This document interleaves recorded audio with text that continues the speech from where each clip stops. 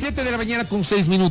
Lo habíamos alertado pues a nuestra audiencia a través de redes sociales. Al inicio de este espacio informativo vamos a hacer una amplia valoración respecto de la coyuntura política y cómo desde el movimiento Alianza País se están organizando algunas acciones para responder a esta serie de movilizaciones organizadas por sectores que públicamente han señalado no están de acuerdo con algunas decisiones adoptadas por el Ejecutivo, por el Presidente de la República, por la propia Asamblea Nacional.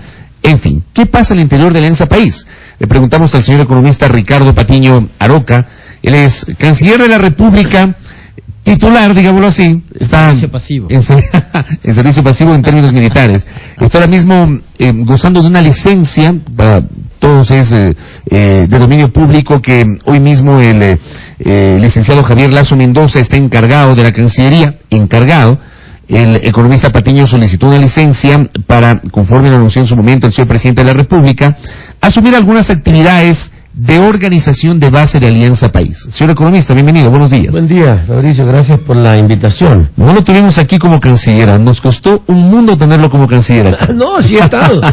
Pero no con nosotros. Con ustedes todavía no, pero he estado ya en algunas ocasiones acá, cuando todavía tenían una casa más chica, más grande, me acuerdo muy bien. Bienvenido, economista. Bueno, gracias. Bueno, ¿cómo le está yendo? ¿A qué se está dedicando? Básicamente a trabajar en el fortalecimiento de nuestro movimiento.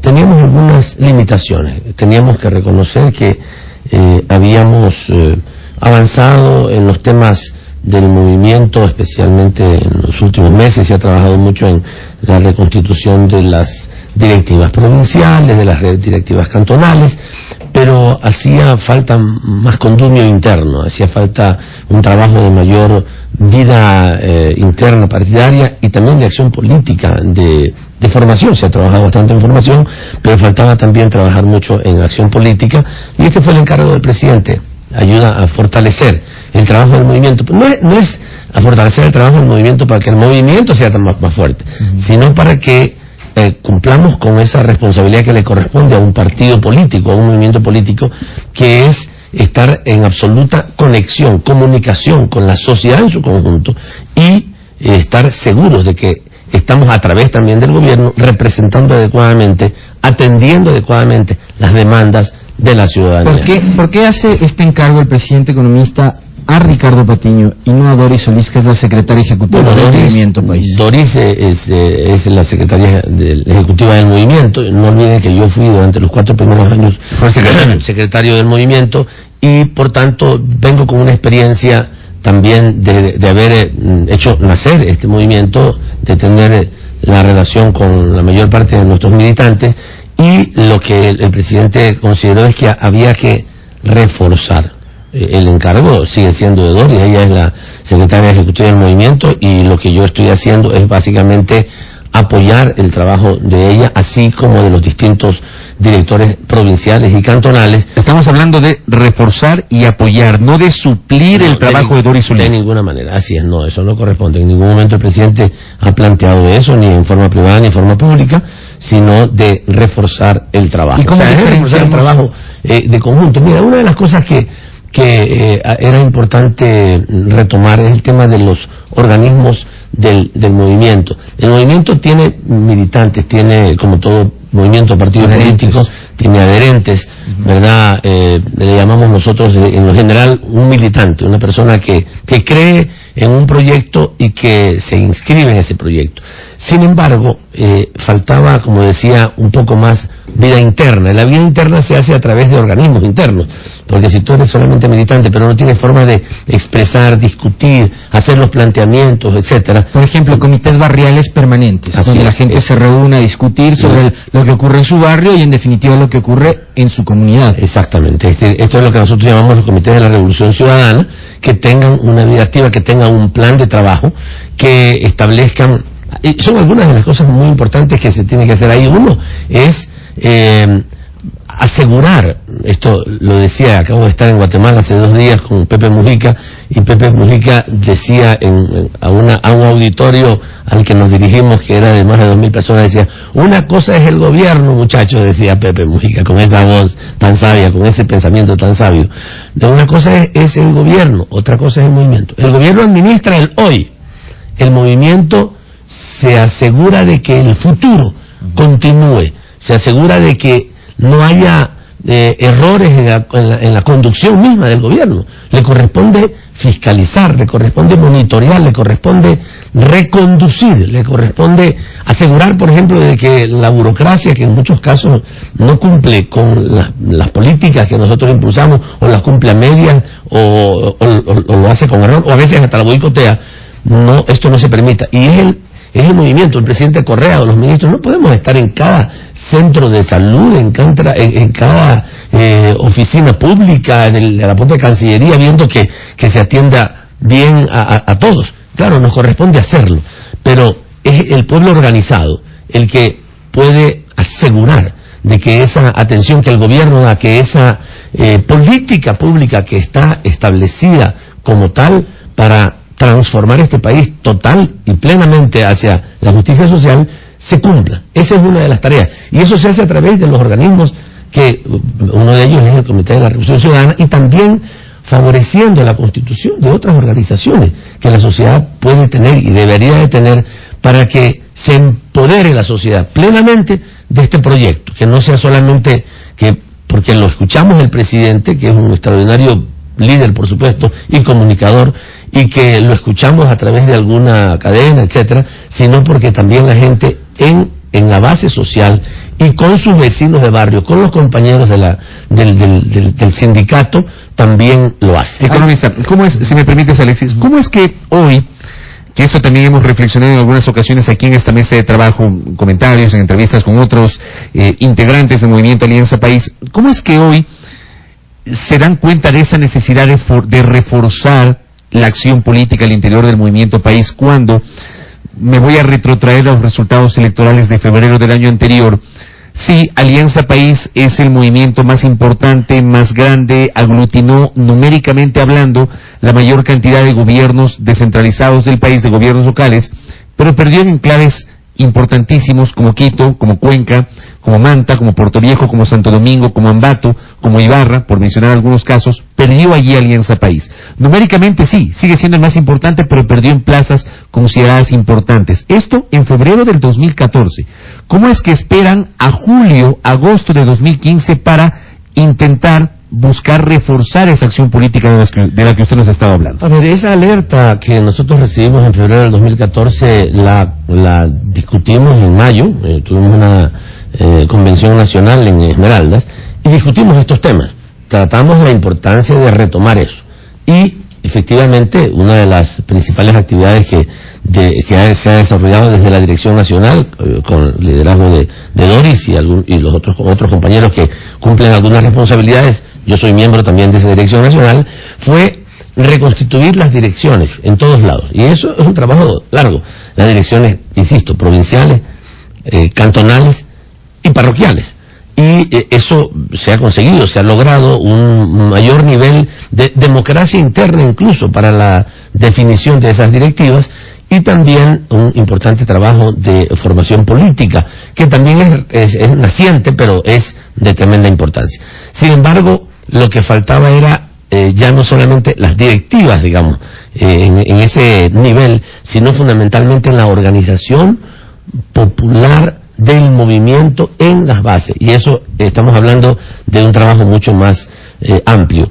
Y justamente uno de los temas que nos hace también alertar ahora del asunto fue la necesidad de impulsar un diálogo con la ciudadanía sobre el tema de la ley de herencias y de la ley de plusvalía, porque ante el anuncio que se hace el presidente, que hacemos también en el gobierno hacia la asamblea, de la presentación de esas leyes, y ante la confusión que se produce después de la presentación de las mismas, porque la derecha política se encargó de confundir la situación, nos dimos cuenta de que no había habido una comunicación desde nuestras bases en el territorio de la importancia, de la enorme importancia, de la enorme legitimidad que tiene tener una ley de impuestos a las herencias, que no es para los pequeños herederos, sino para las grandes fortunas, y también para que, digamos, no haya la posibilidad de que personas o empresas se especulen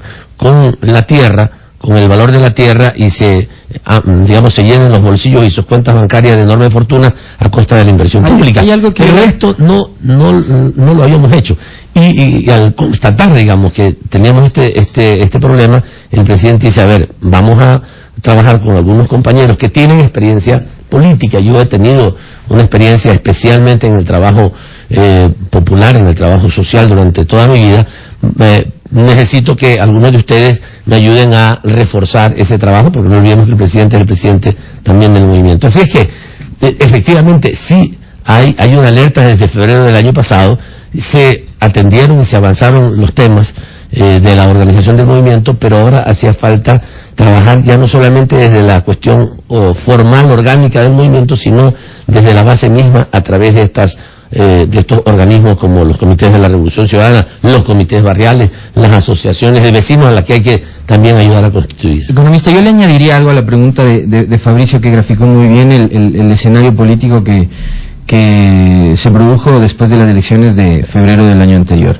Es el escenario complejo también que vive el gobierno en junio de este año, durante el periplo del presidente por Bélgica e Italia, cuando se empieza a activar en Quito una ola de protestas a propósito de estos dos proyectos de ley a los que usted se refería, tanto el de reforma a la ley de impuestos como el de reforma a la ley de plusvalía.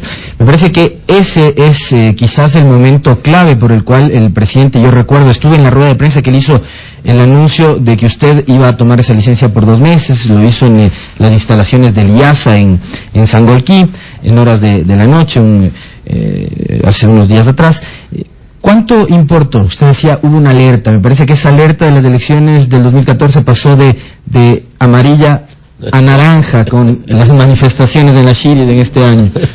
Sí, tiene que ver, efectivamente. Justamente es en esas circunstancias en que el presidente dice, a ver, algo nos está faltando. Estamos haciendo como gobierno un trabajo evidentemente que corresponde a los intereses de nuestro pueblo. Hemos cumplido con nuestro pueblo, lo estamos haciendo bien. Sin embargo, hay un problema de comunicación. Ya no es un problema de publicidad, no es un problema solamente de la comunicación que el presidente hace desde el punto, digamos, a través de los medios, sino hace falta un trabajo de comunicación directa con nuestro pueblo, lo que podrían, digamos, los especialistas en administración o en mercadeo hablar del marketing directo, ¿no? Es ir a cada sitio, en cada lugar, en cada territorio, a trabajar en eso. Incluso también a desarrollar diálogos políticos con organizaciones sociales de segundo nivel. Cuando hablamos de segundo nivel hablamos de no la liga barrial, sino la asociación de ligas barriales, es un segundo nivel. O no hablamos de un sindicato, sino la federación de sindicatos.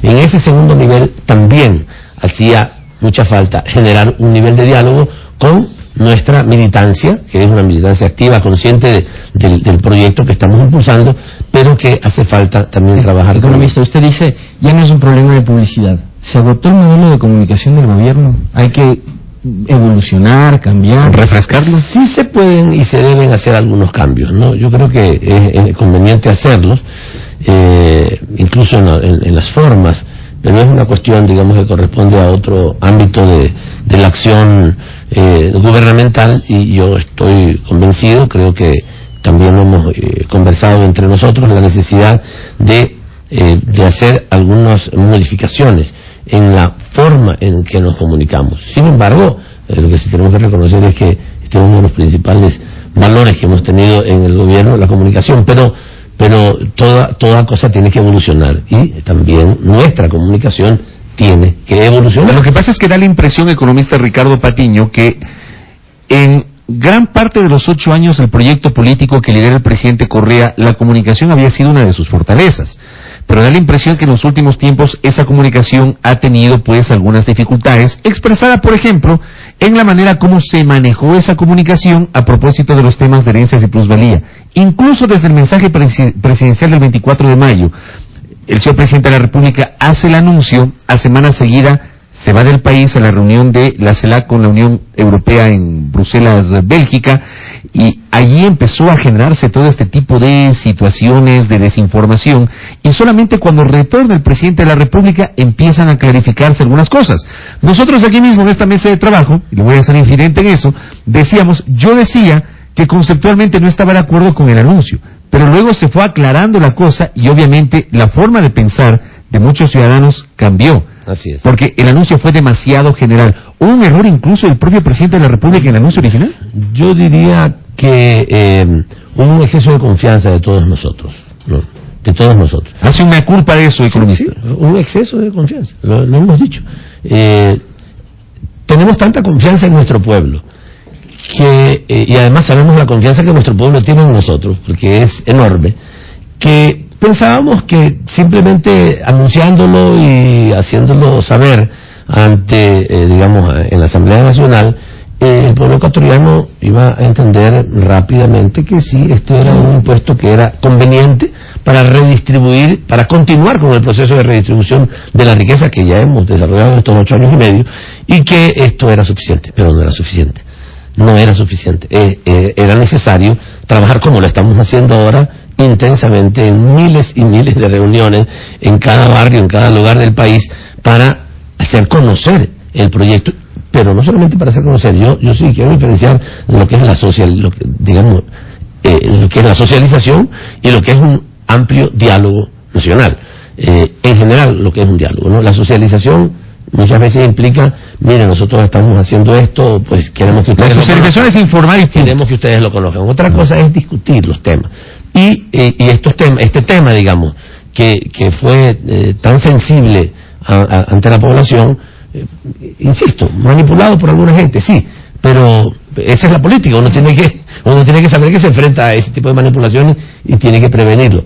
Ahí nos equivocamos. O sea, nos equivocamos en tener una confianza muy alta en la comprensión que el pueblo podía tener sobre esos proyectos de ley, y entonces hemos dicho, bueno, no.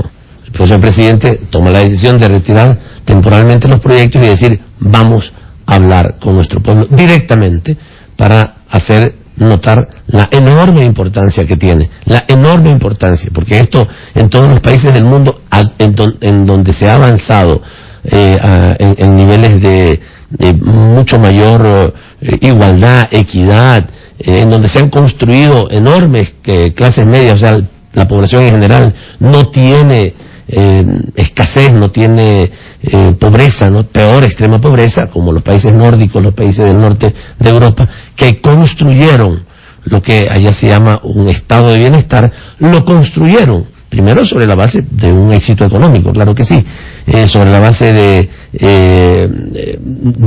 una legislación, una regulación del Estado sobre las empresas, que exigía adecuadamente la mejora en los salarios, el cobro de los impuestos, el cuidado de la naturaleza, etcétera, pero también a través de leyes tan importantes como las leyes de herencias, que en esos países permitió una mayor redistribución de la riqueza. Incluso hemos visto algunos videos de ciudadanos muy ricos, de millonarios de esos países, que han hecho manifestaciones en Alemania, por ejemplo. La Deutsche Welle publicó un reportaje hace poco sobre eso. Para decir, cobren más impuestos, que hay muchas diferencias. O sea, es tal el nivel de conciencia de la importancia de que la sociedad viva en mayores niveles de equidad, que hasta los mismos millonarios en algunos países europeos salen en manifestación a decir, oiga, no me rebajen los impuestos, nosotros queremos pagar más impuestos porque no tenemos cómo gastarnos tanta plata, y ya que la hemos acumulado porque los negocios nos lo han permitido, paguemos impuestos más altos. Allá no solamente son a la herencia, sino al patrimonio. O sea, cada año se pagan impuestos según el patrimonio que se tenga. Queremos pagar más impuestos para que la gente que tiene necesidades pueda recibir un beneficio de lo que la sociedad ha producido en su conjunto. Así es que me he alargado tal vez en la respuesta para decirte que sí, nosotros estamos, claro, hacemos una autocrítica en el sentido de que tuvimos un exceso de confianza y era necesario, digamos, volver a una comunicación directa con nuestras bases, no solamente para esto, para los distintos temas, porque ya que abrimos el tema de la herencia y de la plusvalía, hemos dicho, bueno, vamos ahora a discutir más allá. ¿Cómo? ¿A través de qué mecanismos vamos a asegurar que este Ecuador, que está cambiando y que ha cambiado profundamente en estos últimos años, continúe en esa senda de los cambios hacia lograr una sociedad mucho más igualitaria, con respeto, y no solamente con respeto, sino con un incentivo permanente a el emprendimiento privado, porque esto es muy importante dejarlo claro. Alguna gente comienza a hablar de que queremos el mismo modelo cubano.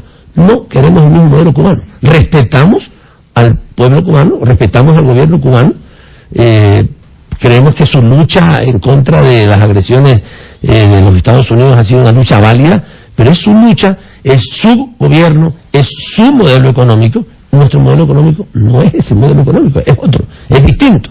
Es un modelo económico que parte de, en primer lugar, el poner al ser humano por encima del capital, por supuesto que sí, pero que considera que el capital y la iniciativa privada deben ser promovidas, deben ser impulsadas, auspiciadas y favorecidas por el gobierno, pero con el cumplimiento de, digamos, los compromisos que tienen que hacer en términos de pagar bien a los trabajadores, en términos de construir una sociedad también de equidad de parte de ellos. Tengo un par de preguntas o un par de reflexiones de nuestros oyentes en la red social Twitter. Estamos dialogando con Ricardo Patiño. Él es uno de los líderes del movimiento Alianza País, canciller de la República, ahora mismo en licencia para dedicarse a actividades vinculadas a la organización política. Nos escriben y dicen: País ha fomentado cacicazgos locales reproduciendo prácticas de la partidocracia. Santo Domingo, un ejemplo. La persona que nos escribe justamente nos escribe desde Santo Domingo de los Áchilas, y añade otro comentario: al ser movimiento y no partido, País abre las puertas a intereses y apetitos personales y de grupos sin ideología. ¿Cómo reflexiona Ricardo Patiño sobre estos dos comentarios que nos hace? Rápidamente, uno, al ser movimiento lo que queremos ser es más flexibles, nada más. Los partidos políticos generalmente están identificados como organismos verticales, en donde el que está en la dirección es el que decide, manda, y los demás simplemente obedecen. La idea del movimiento es que estemos más abiertos a la inclusión de ciudadanos en general. Es un movimiento político ciudadano, no de aquellos que estudiaron política y se leyeron algunos manuales y libros de política y son expertos en política y son profesionales en política. No, esto es un movimiento ciudadano. Y con un movimiento ciudadano, por supuesto, es más amplio en general que los partidos políticos, en algunos casos que se manejan con dogmas muy rígidos. Nosotros estamos construyendo esta sociedad. No tenemos un manual para construir esta nueva sociedad del siglo XXI, el socialismo del siglo XXI. Lo estamos haciendo juntos y por eso le llamamos movimiento. Y queremos que siga siendo un movimiento amplio, abierto a la ciudadanía. Y el otro tema que tiene que ver con los cacicazgos, le digo, puede ser que en algunos lugares, digamos, son tantas cantones y tantas parroquias que todavía puedan estarse reproduciendo algunos casos, pero en el caso de Santo Domingo, ahí sí tengo que decirlo todo lo contrario. Giovanni Benítez se forma con nosotros. Giovanni, que es el director provincial, el prefecto de Santo Domingo, se forma como un jovencito, porque sigue siéndolo todavía, en el trabajo popular. Es uno de los militantes, yo diría, bueno, todos pues, pero quiero decir, es un militante destacadísimo, un hombre con un compromiso enorme que fue haciéndose a pulso, y no haciéndose él, haciendo el movimiento, construyendo el movimiento a pulso con extraordinarios resultados y permanentemente desde el año 2007 aquí en adelante. Recuerdo mis primeras visitas, las primeras visitas del presidente Correa, después de que salió del Ministerio de Finanzas, fue cuando la Cámara de Comercio de Santo Domingo, estamos hablando de septiembre del 2005, nos invitó a conversar sobre el futuro del país. El presidente en ese momento no era ni ministro ni presidente, fue a dar una conferencia, y allí comenzamos el contacto con nuestros queridos compañeros en Santo Domingo que hacen un trabajo tan extraordinario. Ahí no podemos hablar de cacicazgos, podemos hablar ahí de militantes, de compañeros comprometidos, que claro, ha sido electo prefecto, luego ha sido reelecto prefecto. Bueno, eso sucede en todo el país. Hay personas que pueden ser reelectas, pero no queremos en ningún sitio reproducir cacicazgos o reelecciones indefinidas. Eso lo hemos dejado claro, el presidente lo ha dejado claro. Nosotros lo que estamos, a propósito de las enmiendas constitucionales, es planteando que el pueblo ecuatoriano pueda tomar decisiones respecto a sus dirigentes, a las elecciones que vaya a hacer, entre asambleístas, alcaldes, presidentes, a todo el mundo, y que pueda decidir libremente. Pero no queremos en ningún caso fomentar cacicazgos, sino todo lo contrario, fomentar alternabilidad, fomentar nuevos líderes, y estamos repletos en el Ecuador de líderes nuevos, gente ya mayor como yo. Espero que en muy pocos años podamos irnos a descansar porque hemos trabajado demasiado en nuestra vida, pero deben ser esos jóvenes que están formándose ahora los que asuman las responsabilidades nuevas. La semana pasada estuvo acá con nosotros el ministro Guillaume Long y hablaba precisamente de eso, ¿no? De la construcción de verdaderos partidos políticos, de organizaciones políticas que no sean simplemente en el poder agencias de empleo. Economista Patiño, parecería que aquellas manifestaciones de junio de este año, acá en las Chiris, de aquellas concentraciones convocadas por sectores de la oposición, que, digamos, empujan al gobierno y al presidente Correa a tomar la decisión de retirar los 2 proyectos de ley de la Asamblea, les abre los ojos de estos sectores y les hace pensar que esa presión política, esa presión en las calles, podría ser que el gobierno termine también retirando el proyecto de las enmiendas constitucionales, y parece que ese es el objetivo ahora con la permanente manifestación. ¿Cómo ustedes van a enfrentar aquello? ¿Analizaron ese escenario probablemente en ese momento, o quizás esto de las enmiendas resulta nuevo y también les incentiva a ustedes a generar otro tipo de estrategias hasta diciembre de este año? Bueno, el tema de las enmiendas es un tema que consideramos que es importante continuar con el proceso de discusión. Ustedes lo conocen porque, bueno, independientemente de que haya salido en los medios, todos conocemos que la Asamblea tiene un año entero trabajando eso en cada rincón del país. Esto es algo que está en manos de la Asamblea. Ahora, el presidente presenta el proyecto de enmiendas, pero en este momento está en manos de la Asamblea. La Asamblea está discutiendo las enmiendas en todos los lugares, incluso algunos de nuestros más conocidos opositores, como Guillermo Lasso y otra gente más, va a cada una de las reuniones a presentar sus observaciones, y lo puede hacer legítimamente como cualquier ciudadano. Bueno, ya seguramente ya él aburrirá llegando a cada lugar a decir lo mismo, pero bueno, tiene derecho, es libre de hacerlo. Mientras no utilice la violencia, estamos en democracia.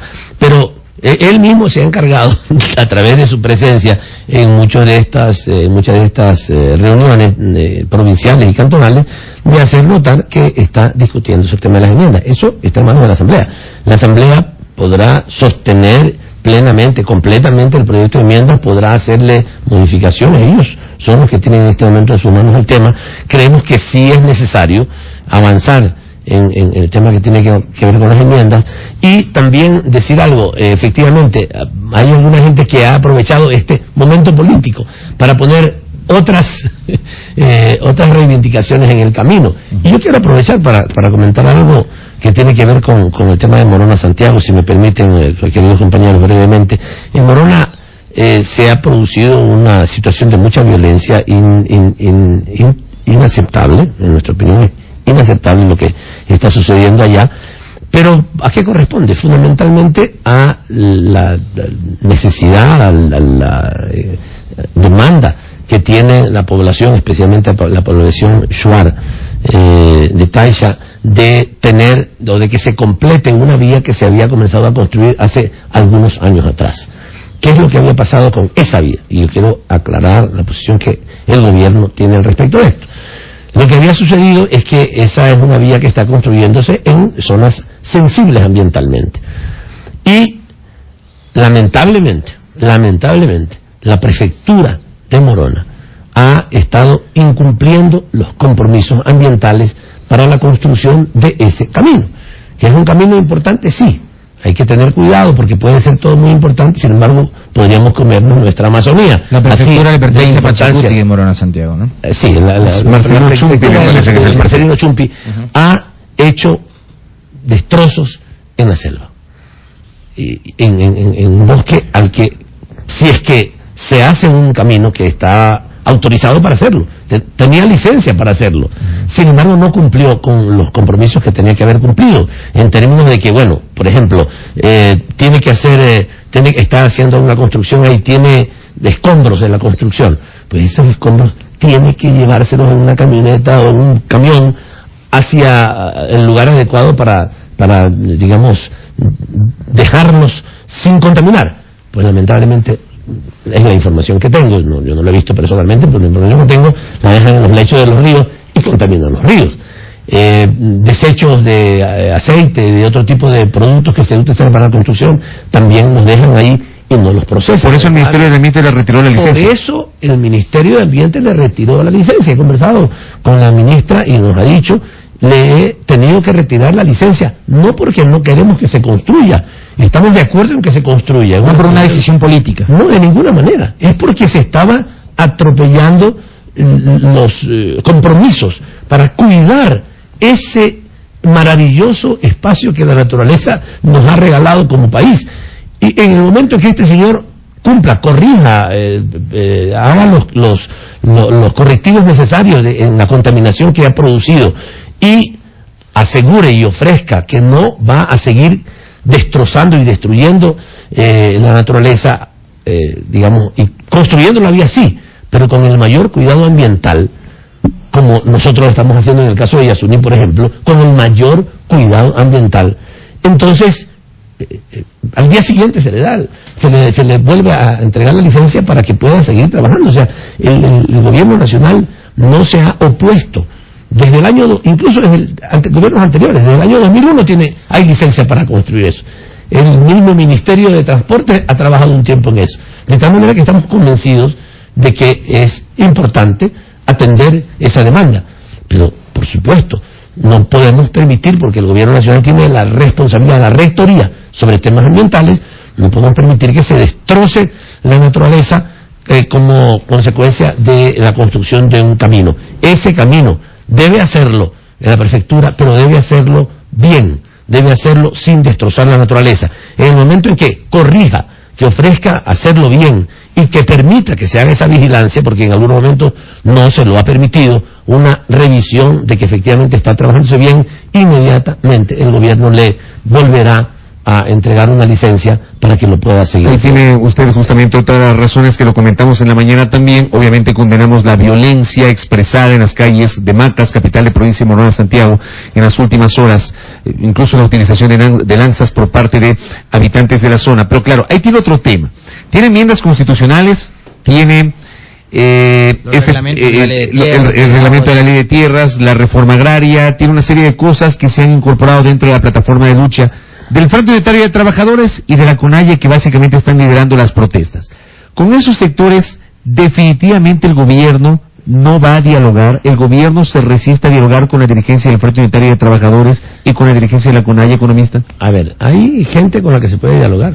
Yo tengo que mantenerlo en reserva porque me han llamado algunos compañeros que están en estos espacios de organización de la dirigencia y que dicen le estoy diciendo en reserva y está enseguida de la dirigencia. No le digo que me diga el nombre. Sí, no, hay personas que tienen confianza en que podemos impulsar un diálogo y que nos han dicho que quisieran conversar, pero que pues consideran que hay algunos errores en el manejo de ciertos temas. Le he dicho, bueno, si consideran que hay algunos errores, conversemos sobre eso, pero plantearse un paro nacional indefinido, ese tipo de cosas no tiene sentido, porque eso ya son intenciones de echar abajo un gobierno. Y esto pues es absolutamente ilegítimo, inaceptable, ilegal, antidemocrático. Y han dicho, sí, quisiéramos dialogar. Hay deseo de gente que quiere hacerlo y que no se presta para estas acciones violentas o para una conexión o alianza de algunos dirigentes del Frente Unitario de Trabajadores, porque son algunos solamente, con la derecha ecuatoriana, que lamentablemente se ha ido produciendo, aunque no lo digan expresamente, pero tácitamente se produce. Cuando el día jueves se hace el paro nacional del fútbol, imagínense usted, yo he estado pues en cuantos paros del fútbol que hemos hecho en la década de los 80, cuando eran verdaderamente paralizaciones en el país por una actitud antiobrera, una conducta antiobrera de los gobiernos. Ahora por supuesto que no, nunca ha hecho antes un gobierno tanto por la clase obrera, jamás, en todos los aspectos, podemos ir señalando uno por uno. Y les he dicho, ¿cómo es posible que ustedes hagan una paralización? No, es que no nos atiende muy bien el Ministerio de Trabajo. Bueno, eso es un tema concreto, es un tema que se puede solucionar. Sí, es que no ha habido buen diálogo. Conversemos.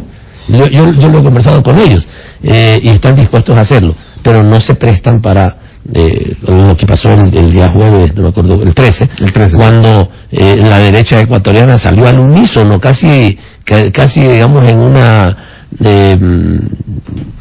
una orquesta, digamos, el uno tocaba el violín, el otro tocaba el piano, el otro tocaba la guitarra, y se presentaron apoyando al paro de los trabajadores y a la movilización de el movimiento indígena de la CONAIE. O sea, eso es una alianza inentendible de la derecha ecuatoriana. Álvaro Noboa, mientras en la CONAIE o por el Cuarunari en algunas declaraciones ha dicho que quieren la nacionalización de la banca, Álvaro Noboa, que es un banquero, no olviden que tiene el Banco del Litoral y muchas otras herencias, y Guillermo Lazo dice, apoyamos a los indígenas. No los apoyan, por supuesto, los quieren aprovechar, los quieren manipular, quieren simplemente contribuir como encargamontón para tratar de desestabilizar al gobierno. Esto es lo que quiere la derecha, indiscutiblemente, aunque digan lo contrario. Y sale Jaime Nebot a hablar de tolerancia, a hablar de apoyar al FUD. ¿Cuántas veces yo tuve que estar en las mazmorras de la gobernación del Guayas cuando él era gobernador? Y tuvimos que estar apresados porque salíamos y en el zaguán de la casa nos metían presos antes de que nos permitieran siquiera hacer una manifestación. Por supuesto que muchas las pudimos hacer cuando había realmente una conducta antiobrera de los gobiernos de aquella época. Entonces sí hay que saber diferenciar adecuadamente las cosas, y especialmente yo llamo al movimiento obrero, a aquellos grupos, porque la mayor parte de las personas que están organizadas a través de la Central Unitaria de Trabajadores está convencida de que el proyecto político que seguimos es un proyecto político que favorece a la clase obrera, pero estos pocos grupos que están organizando a través del FUD este tipo de acciones deberían de entender qué es lo que están haciendo históricamente. ¿Pero usted cree que el movimiento obrero y el movimiento indígena están divididos los dos? Porque evidentemente, a ver, ¿qué tenemos en el sector sindical? Tenemos al FUT, con las centrales sindicales, SEDOCUD, SEOL, su Unión General de Trabajadores del Ecuador, que no comulgan con las tesis del gobierno. ¿Qué tenemos por el otro lado? La CUT, la Central Unitaria de Trabajadores y Trabajadoras del Ecuador, que lidera el señor Osvaldo Chica. ¿Qué tenemos en el lado indígena? Tenemos a la CONAIE, que lidera Jorge Herrera, el Ecuarunari, que lidera Carlos Pérez Guartamel, y tenemos por el otro lado la Alianza Indígena. La Alianza Indígena. Tenemos a dirigentes como Franklin Columba, como Santos Villamar, como Romelio Gualán, exacto, que en cambio no se suman a la CONAIE. Son críticos en algunos aspectos, pero han dicho es la oportunidad de dialogar. En varias entrevistas que hemos tenido con ellos han señalado que no creen en ir a una medida de hecho y que quieren aprovechar el tema del diálogo, más allá de que hay algunas discrepancias de parte de ellos con temas como el tema agrario. Por eso le planteaba, ¿cree usted que estos dos sectores, sindicalismo e indigenismo, están divididos, economista Ricardo Patiño? Yo no quisiera tanto hacer referencia a esa palabra, porque a mí me duele que efectivamente se haya producido una división. Yo quisiera que todos estuviéramos juntos en la misma acera construyendo juntos este proyecto político de transformación, porque he estado ahí, pues yo he sido durante muchísimo tiempo, he trabajado como asesor económico de las organizaciones sindicales del Frente Unitario de Trabajadores, y me duele que ellos estén en este momento en una actitud contraria a nuestro gobierno. Por eso lo he comentado, y he comentado de breves diálogos que he tenido con algunos de ellos, y que les he planteado, y ellos también han dicho, sí, queremos conversar. Lamentablemente hay alguna gente que se ha dejado llevar por la novelería de hacer una manifestación, porque como en junio alguna gente se movilizó y no hubo una adecuada respuesta por parte nuestra, entonces bueno, dijeron, subámonos al carro, que parece que las cosas están bien, vamos a poder tumbar al gobierno, y dijeron, vamos. O sea, esa actitud irresponsable, yo creo que es irresponsable, antihistórica de la clase obrera contra un gobierno revolucionario y progresista como el nuestro, es lamentable. Yo por eso no quiero saludar esa división, quiero mostrar mi preocupación, mi pena, mi malestar porque se produzca, y quisiera que el conjunto de la clase obrera, el conjunto del movimiento indígena, continúe apoyando, como la mayor parte lo está haciendo, aunque algunos no orgánicamente, pero la mayor parte lo está haciendo, continúe respaldando un proyecto de transformación como el que nosotros seguimos. ¿O qué esperamos? Esperamos debilitar este gobierno y que venga la derecha para entonces ahí sí tener la represión y volver a la represión de los tiempos pasados, y volver a los gobiernos en los que el ministro de Finanzas era siempre un banquero, y volver al feriado bancario, y volver a todas las cosas terribles que hemos vivido. Bueno, ojalá no sea eso lo que algunos quieren. Economista, pero ustedes son conscientes de aquello. Hay un sector de la sociedad que no necesariamente son obreros o que no necesariamente son miembros del movimiento indígena, y tampoco actores políticos activos. Hay un segmento de la sociedad civil, ciudadanos, que han mostrado su descontento. Hay errores en el gobierno. ¿Cuáles son esos errores que se deben corregir? Nos enviaban hace un momento un mensaje que le preguntemos, por ejemplo, el hecho de que en Quito no hay un claro liderazgo de Alianza País, no hay un actor que marque la diferencia por parte del movimiento de gobierno, y si hay o no la posibilidad, y si ustedes manejan aquella, de que se renueven los cuadros, por ejemplo, a nivel de gabinete ministerial. A ver, ya los temas que tienen que ver con el gabinete le corresponden al presidente, sobre eso no me quiero pronunciar, porque además yo soy miembro del gabinete y el presidente me dice algún rato, mira Ricardo, quiero que ándate a descansar de largo. La renuncia. Ándate de largo, pues yo por supuesto, con mucho gusto de dar paso no es que yo tenga que dar paso, es el presidente que decide sobre sus nombramientos, pero hablando del tema que hacía referencia inicialmente, el movimiento tiene muchos líderes jóvenes de extraordinaria valía, muchísimos. Y en eso yo creo que nosotros hemos ido construyendo. Tal vez no sean muy visibles todavía, pero se van construyendo esos liderazgos, y esos liderazgos tenemos que irlos consolidando con el tiempo, en las elecciones y también fuera de las elecciones. Tú comentabas hace un momento que estuvo por acá Guillermo Long. Él es uno de esos jóvenes brillantes, como muchos otros del gobierno nacional y que no son del gobierno también, que van a tener en adelante a su cargo en la conducción de este proyecto político.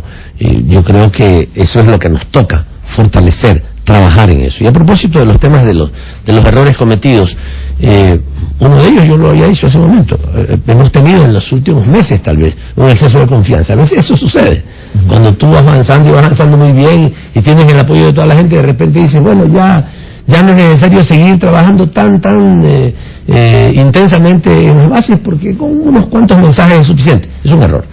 Algunos otros errores, a veces hacemos cosas que pueden ser positivas, pero los procedimientos que llevamos adelante no son los mejores. Hablo del caso del decreto 16. El decreto número 16 que se emitió hace algunos años atrás establecía, y básicamente ¿qué pretendíamos con ese decreto? Evitar infiltraciones de agencias internacionales, de famosas ONG internacionales que llegan al país para tratar de decidir o de orientar o de manipular políticamente las cosas y desde aquí dirigir. Establecimos algunas normas. A ver, señores, ustedes son ONGs especialmente extranjeras, a ver, quieren hacer buena obra, quieren ayudar a las personas en los hospitales, quieren ayudar con la construcción de puentes en zonas deprimidas, adelante. Establezcan, díganos cuál es su plan de trabajo y cumplan ese plan de trabajo.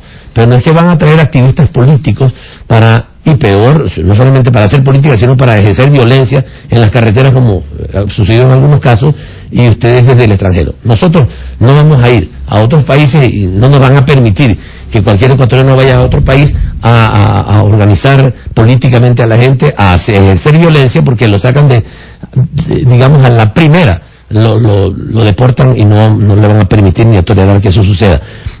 Hicimos entonces el decreto número 16 con el objetivo de evitar, digamos, una infiltración de agentes externos. Sabemos que las agencias de espionaje y de intervención política de algunos países son muy activas y era necesario establecer un control. Pero lamentablemente eso se generalizó y claro, también era conveniente, eso fue un momento oportuno para que todas las organizaciones que existen en el país de la sociedad civil, de la llamada sociedad civil, se registren en las instituciones nuestras, pero se pusieron demasiados requisitos, era una cosa muy compleja. Había que tener abogados, había que tener un capital más o menos inicial, y eso, por eso se lo reformó. Le estaba complicando la vida a la gente.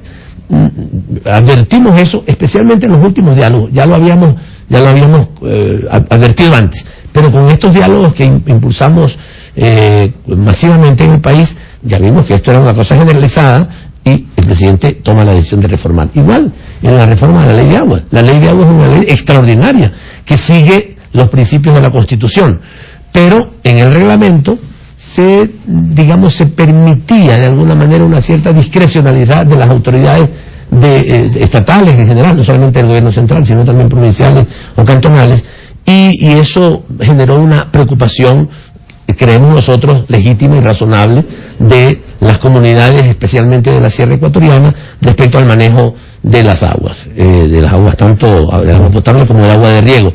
Y el presidente, justamente siendo flexible y entendiendo que había que corregir eso, corrigió y reformó el reglamento de la ley de aguas, de tal manera que esos errores tenemos que corregirlos, pero sobre la base del diálogo, porque estamos abiertos, y eso lo hemos estado siempre.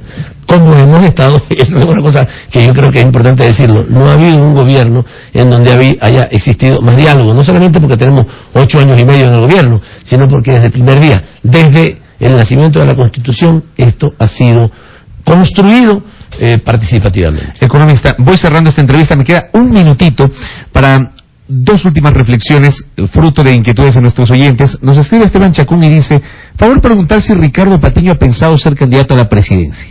No he pensado. No ha pensado, correcto. Y la otra pregunta por acá nos envían: ¿cuál es su visión sobre lo que está pasando en Venezuela con escasez de productos y, lo decía el oyente, la falta de libertades? En 30 segundos, economista. Yo no quiero pronunciarme sobre lo que pasa en la política interna de otros países. Nosotros respetamos mucho lo que ha sucedido en Venezuela, y particularmente de los cambios profundos que se produjeron desde la época anterior al 98 y desde el gobierno del presidente Hugo Chávez del 98 para acá.